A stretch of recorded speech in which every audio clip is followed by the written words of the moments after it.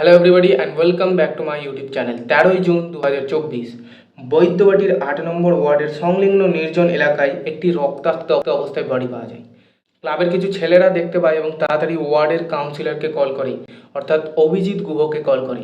অভিজিৎ গুহ কলটি যখন তোলে তিনি তখন একটি মিটিংয়ে ছিল, কিন্তু সে সব খবর পাওয়ার পর তাড়াতাড়ি মিটিংটিকে ক্যান্সেল করে শেওড়াফুলির ভেরির পুলিশকে খবর দেয় এবং পুলিশ ওখানে গিয়ে যখন পৌঁছায় তখন লোকাল একটি অ্যাম্বুলেন্স করে শ্রীরামপুর হসপিটালে নিয়ে যাওয়া হয়, কিন্তু পরে তাকে আরজিকর হসপিটালে ট্রান্সফার করা হয়।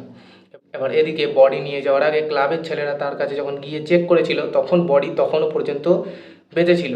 তো সেই জন্যে তারা জিজ্ঞাসাবাদ করে তার নাম ঠিকানা।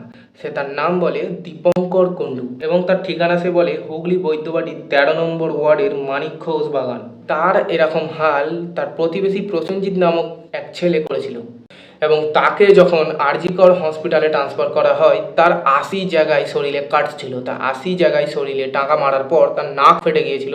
9:30টার সময় তার নাক উটি করার কথা ছিল, তাই 8:30টার সময় যখন তার আইসিজি করা হচ্ছিল তার আইসিজি ব্ল্যাঙ্ক বেরোয়, অর্থাৎ সে মারা যায়।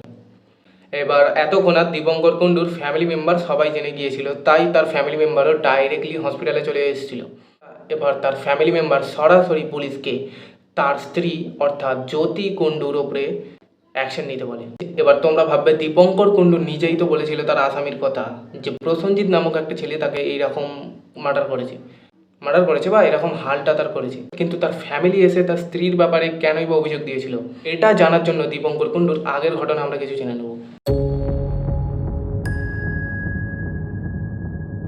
দীপঙ্কর কুণ্ডু হুগলি বৈদ্যবাটির 13 নম্বর ওয়ার্ডের মানিক ঘোষ এলাকায় থাকতে বটে, কিন্তু সেটা তার ভাড়া বাড়ি ছিল, তার নিজস্ব বাড়ি ছিল না এবং সে কর্মক্ষেত্রে ছিল একটি সিকিউরিটি গার্ড, তাই তাকে হাওড়া মাকড়দায় থাকতে হতো। সে হাপ্তায় 2 দিন বাড়ি আসতো, শনি ও রবিবার।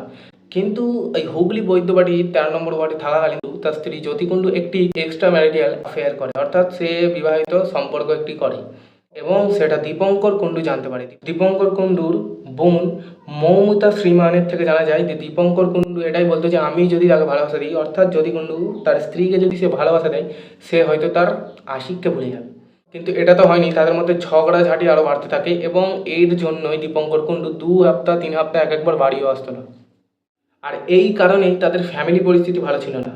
কিন্তু দীপঙ্কর কুণ্ডু তার ফ্যামিলিকে খুবই ভালোবাসত, তার একটি 6 বছরের ছেলেও ছিল। কিন্তু দীপঙ্কর কুণ্ডুর এত কিছু ঝামেলা হওয়ার পরও সে তার অ্যানিভার্সারি মানাতে তার বউকে দীঘায় ঘুরতে নিয়ে গেছিল, এটা তার বোন মৌমিতা শ্রীমানের থেকে জানা যায়।